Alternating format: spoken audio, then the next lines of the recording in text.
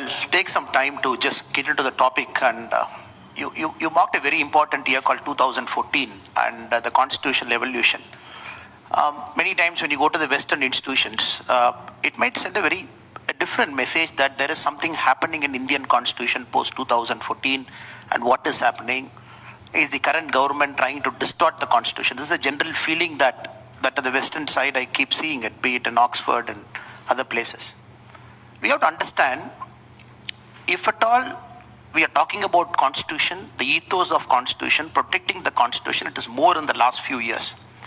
I'm going to make certain comparisons post 2014 and before that. Our constitution is amended about 106 times, 106 times till now. And post 2014, we have done it 8 times, starting from 99th Amendment, 100 till 106. If somebody is carefully studying what are those last 8 amendments post 2014 we have done. We did an amendment, the first amendment we did after 2014 is to exchange certain territories with Bangladesh because we are in agreement. We took some land from them, we have to give a land. Then we brought GST. We extended the reservation in the country for another 10 years, that is one amendment. We gave 1/3 reservation to our mothers and sisters, one amendment. We empowered the state governments to decide who should be the OBCs of our country, that is one amendment. We gave a constitutional mandate to the OBC Commission. This is one. These are the 8 amendments we have done post 2014, which each of those single amendment has actually strengthened the constitution, taken the constitution forward, so that what you mentioned about the preamble of the constitution, it is strengthening. If you go slightly previously, the kind of distortions we have seen. I'm only mentioning a couple of amendments, 24th, 25th, 29th, 39th, 42nd. These amendments I'm mentioning in particular because these are classics. When somebody talk about, oh, we preserved the identity of Bharat post 2000, post 1947 till about 2014, now everything is distorted. People should just go and read the 39th Amendment, which was simply brought in on a Thursday in the Parliament, August 7, 1975, which is a Thursday in the Lok Sabha. They brought an amendment to say nobody can question the election of a Prime Minister, the President, the Vice President and the Speaker on a Thursday. August 8, 1975, which is a Friday, the Lok Sabha passes. August 9, 1975, which is a Saturday, 17 legislative assemblies of our country, suddenly they call for a session in the Legislative Assembly, they endorse it. August 11, 1975, which is a Sunday, the President signs it. Because August 12, 1975, the case against Indira Gandhi ji madam is coming in the Supreme Court. Have you seen this kind of distortion? 42nd Amendment.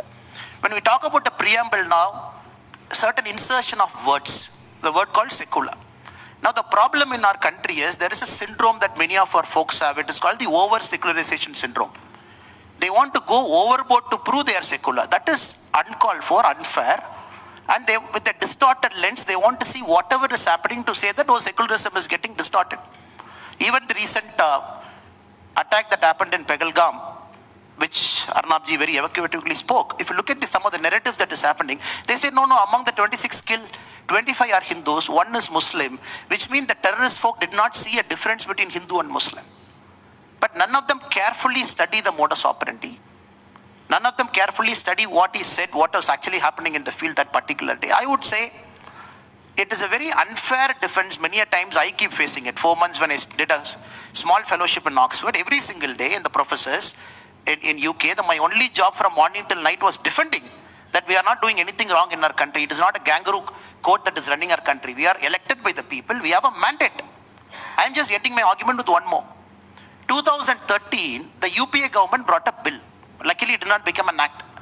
If I'm recalling that bill for you, it says Prevention of Targeted Violence, Communal Violence, 2013. If somebody is reading that bill, it came into the Parliament. It was debated in Parliament. If you read that bill, it says a communal violence can be done only by a majority community against a minority community. It says only Hindus can always be the aggressor. It is all the time the Muslims are the people who are suffering at the hands of Hindus. Luckily, the Congress government withdrew in 2013 because the elections were coming, it was becoming a big blowback. This kind of bills, this kind of debates happening. When my friend says that our parliament hasn't sat much, people just have to compare the dates.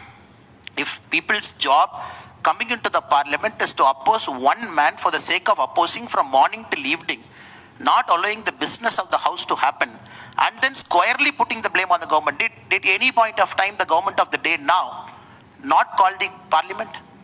Did they not invite the president to come and give the address? Did they prorogue the parliament endlessly to say that the parliament will not sit on a particular date?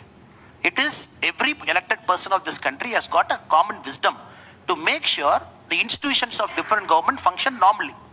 And that is very unfair. I'm very happy that you are starting this particular conclave with this topic so that people should understand what happened for the last 250 years was like a speed bump, a roadblock. Now we are only trying to set things in right historical context, because in my table also you have mentioned Vikshit Bharat and the promise of a civilizational state. It is important that India should progress towards something called a civilizational state. And a lot of steps is happening in the last 11 years to make sure that is going to happen right in the times you are going to live. Thank you.